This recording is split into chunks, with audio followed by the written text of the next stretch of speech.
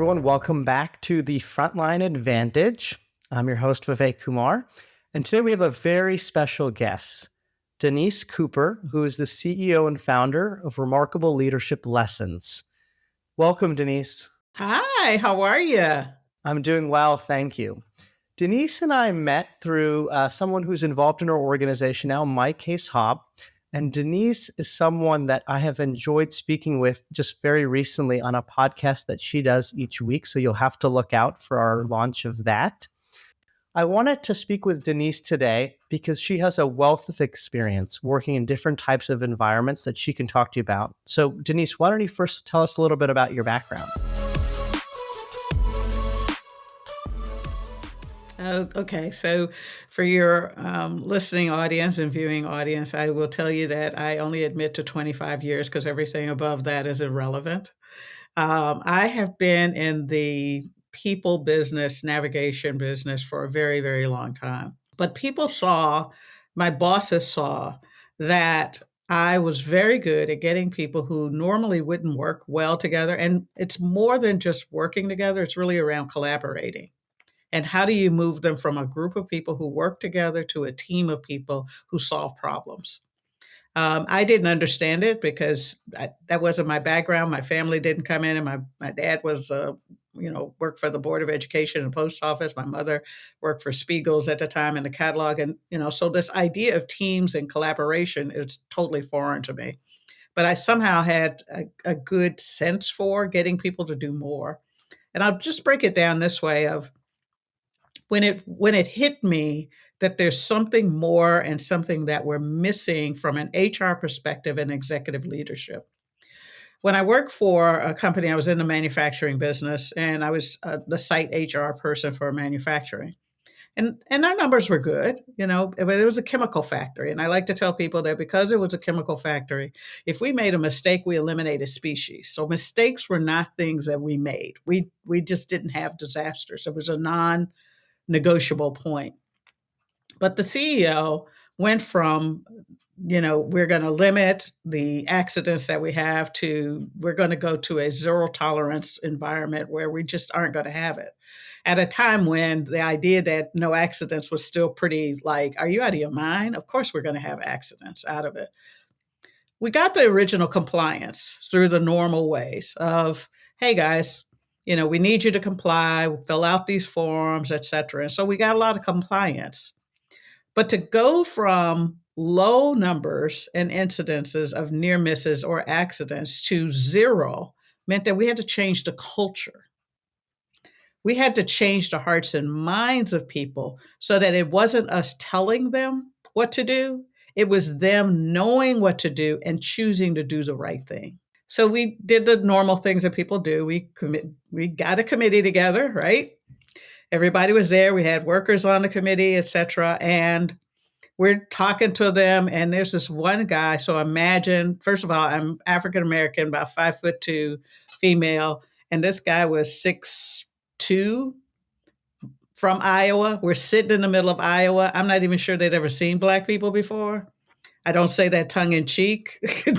There are just some places we're not out of this. And I'm trying to convince him that the idea of no accidents, he worked on the front line, he was one of our operators, that the idea of no accidents was something that we could achieve. And so he is not in the mood. He's probably that 15% that said, no, this is impossible. We ain't going to do this, that. But I got to be here because the boss told me I needed to be on this team, et cetera. And so he was gruff, he was rough, he was abrasive because he didn't think the idea was doable. Well, one day his wife, one of the things we did was we said, take this attitude home. We wanted people to take it, and they got a chance to fill out near misses in their homes, et cetera. He took it to his home. His wife burned her hand, not badly, but just, you burn when you cook, right? And so she had a little bit of blistering. So he had to figure it out. And he brought it in and he said, you know what, I don't understand why we're doing this. We can't have it. And he was ranting about this whole thing and that it was impossible and all of this other stuff. But another worker came up with the idea of, you know what, let's talk about this. And let's talk about it from why are we important to the people in our lives? And so at the next picnic, because we still did the picnics, they filmed the kids and the spouses saying, Why is your mommy, daddy who works at the plant really important? I didn't think anything of it, didn't see it. They put it together. I wasn't paying attention. And so I came by, and all of a sudden, I was coming by the cafeteria, and it was dead silent. And it should have been dead silent. I mean, everybody was on break. I knew it. I've been down that hall, 100 times. I know this. It was dead silent. I walked in, and here were these guys, because it was all men at that particular time, at that shift time, choking up. Because here was their kids on the screen saying, what I love most about my mommy or daddy is that they play ball with me.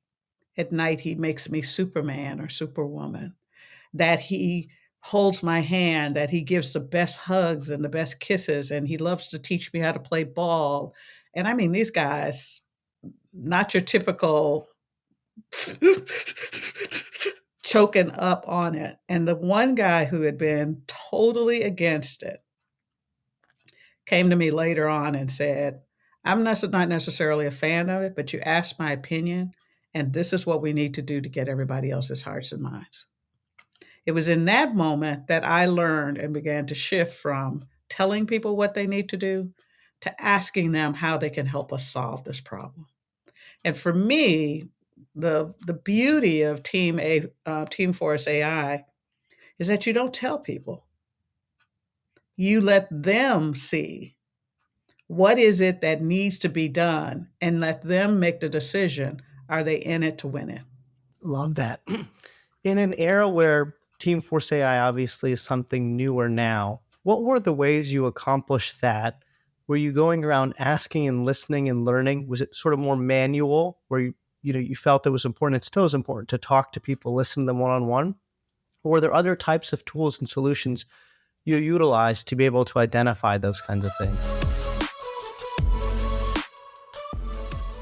Oh, I think it's a pretty tradition. It was then, and even to it was a pretty traditional way of doing it. We sent out a survey. People would fill out the survey. We had suggestion boxes. People would put ideas in suggestion boxes. We had compliance hotlines. People could do all of those things. But the answers and the things that we were getting from people always came kind of from a fix this, you fix this, not a how do we fix this idea. And so even when I talk to people, because I had the hat on of being the head HR person, whether it was there or I was in a call center, I was in, whatever it was, whatever the job was at the gas company, it doesn't really matter. It's still, I had that HR hat, that management hat on that everybody said, here's the problem, management, go fix it. So I had to find ways in which I talk to them in a way that says, this is not management's problem. This is our problem. And you have as much skin in the game about this as me as a management person. And so this is a question of how do we solve the problem, not how does management solve the problem? And I also had to convince managers that it's not your job to solve all the problems. It's your job to get people to be engaged to solve the problem, which is very different than the way people have been taught to be the leader. We teach people to be the leader that they have all the answers, they have all the solutions, and they have all the power to make things happen. Well, that's not true. And so when they've come up against it day in and day out, that they're telling people what to do and people are interpreting it and based on their own motivations or what they understand, they're not getting the results. They take it in on themselves that they are the problem and they're not an effective leader. When what they need to do is shift from being the center of the universe to the person who helps the universe come together, help us come together, ask questions, take a different stance, look at the data, listen to people with open eyes, open ears, and open heart. Love that. In your coaching that you do today, how many of the people, when you begin coaching them, realize that aspect and simply need to kind of execute on alignment of what you're talking about? And how many of them actually first need to even be opened up to believe and think that way to even realize that it's beneficial for them to be like that? It's always a process. I like to say that probably 99% of the time I'm effective in getting people to create the shared understanding. So I have a kind of a quickie 3-step process that I teach people. First of all, we have to create shared understanding, then shared meaning, then shared expectations. When we can do those three things well, then we're more likely to create the kind of collaborative team thinking that solves really tough, complex kinds of problems and get people to solve the problem in the moment and not wait for permission to solve problems. And so most of the time I sit and listen and just help them because help them see that what they want to do and the way they're executing against it are not aligned. It's not the desire that is the problem. It is the way you're thinking about the execution, the behaviors you are going to engage in, the skill that you have, the way your emotional state is, that you have to regulate so that you get the kind of solutions that you're looking for. Clients might understand the value of alignment and wanting a desired outcome, but their method or mechanism for achieving that may have flaws. And is it getting back to what you tied to, like leaders thinking they need to be the know it all, to have all Yep. the answers, to look right in front of their workforce instead of saying, let me bring you in, you can help provide insights that we can collaboratively execute on to win? Is that often a situation that you face? Yes. And you have to understand and so once I get them to understand what they own, then how is the team collectively acting? Because we build boundaries, we build behaviors and responses based on the environment, the culture, which is just a group of people who have come up with invisible agreements on how they're going to talk to each other and work with each other. That's all it is. So how does that impact what's going on? When you go out and think about clients to coach, how do you sort of reach your customer base?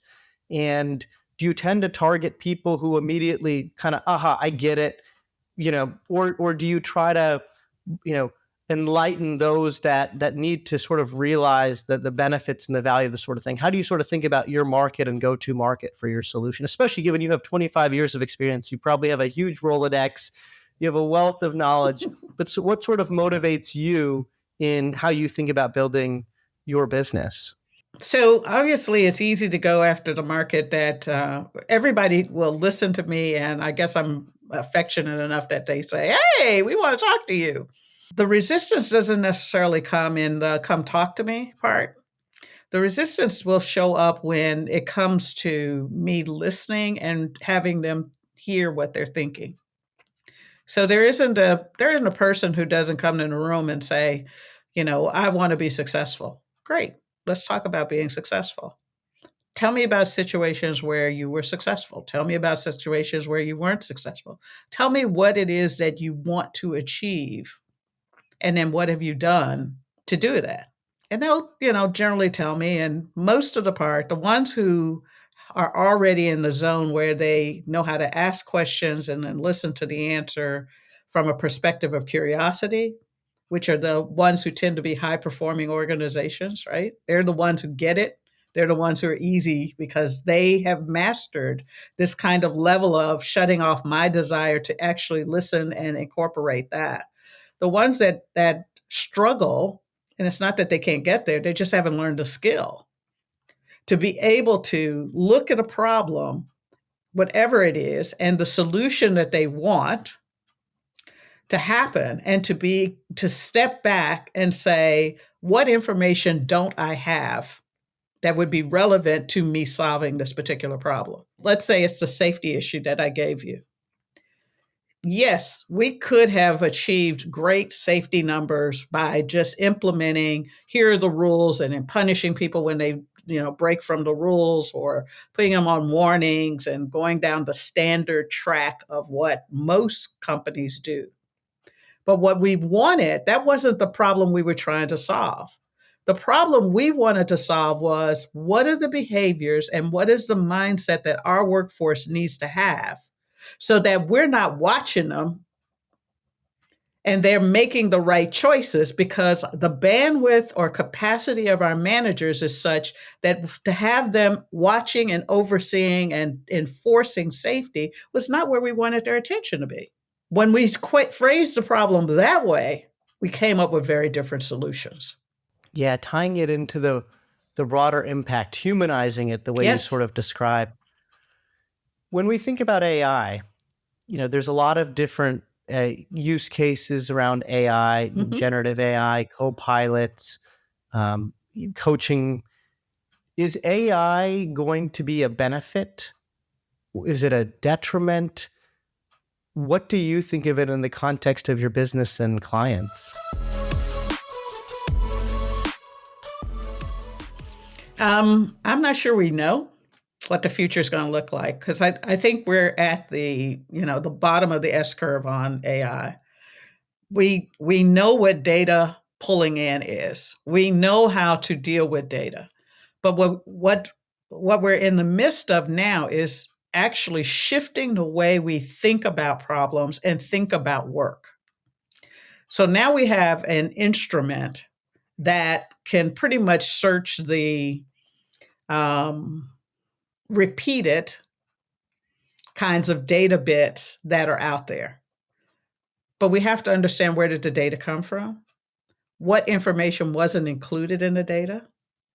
What biases come from what this looks like? So if you're using Chat GPT or BART, or the two of them work similarly but differently, and you have to understand what are the biases in there. So ask for the citing of the sources, and if they're citing you sources that are only the most frequently touched or searched, then there's a whole level of information that's just not included in that.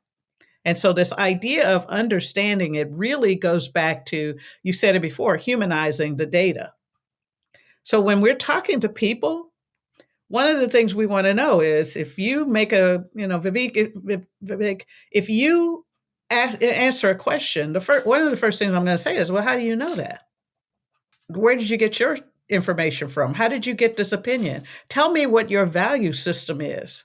That's the same thing that I use to shift that group to the mindset, and then allow their experiences. I missed that. To allow their experiences to help them connect the dots along the way, not telling them, because they were rooted in, I am not going to change. This is not my job. This is management's job to do this. Well, the problem is that I need to get them to engage in the problem, to want to have a solution. AI is the same problem. We can allow AI and all the data to come to us and say, oh, well, this is the data, this is it, this is where we need to go. But unless we engage with the data to ask it the same kinds of questions you'd ask a human being and look with those answers, then you're going to get biased data. It's going to be information that you're going to see through your own lens of experiences, which is very limited. And if you don't believe me, go to dinner, the next holiday, which is, 4th of July, sit around and ask your siblings, when did they learn that their parents lied? You're going to come up with very different experiences of when that happened. And it's because everybody sees things from their perspective. And that's the promise of AI. It makes efficiencies in terms of gathering the data and seeing the data, but it doesn't solve problems.